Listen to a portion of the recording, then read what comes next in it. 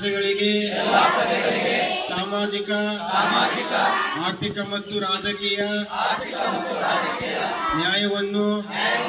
ವಿಚಾರ ಅಭಿವ್ಯಕ್ತಿ ನಂಬಿಕೆ ಧರ್ಮ ಮತ್ತು ಉಪಾಸನೆಯ ಸ್ವಾತಂತ್ರ್ಯವನ್ನು ಸ್ಥಾನ ಮತ್ತು ಅವಕಾಶಗಳಲ್ಲಿ ಸಮಾನತೆಯನ್ನು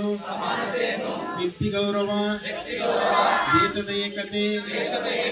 ಮತ್ತು ಸಮಗ್ರತೆಗಾಗಿ ಎಲ್ಲರಲ್ಲೂ ಭಾತೃತ್ವ ಭಾವನೆಯನ್ನು ಮೂಡಿಸುವುದಕ್ಕೆ ದೃಢ ಸಂಕಲ್ಪ ಮಾಡಿ ನಮ್ಮ ಸಂವಿಧಾನ ಸಭೆಯಲ್ಲಿ 1949ನೇ ಇಸವಿಯ ನವೆಂಬರ್ ತಿಂಗಳ 26ನೇ ದಿನದಂದು ಈ ಸಂವಿಧಾನವನ್ನು ಅಂಗೀಕರಿಸಿ ಶಾಸನವಾಗಿ ವಿಧಿಸಿಕೊಂಡಿದ್ದೇವೆ.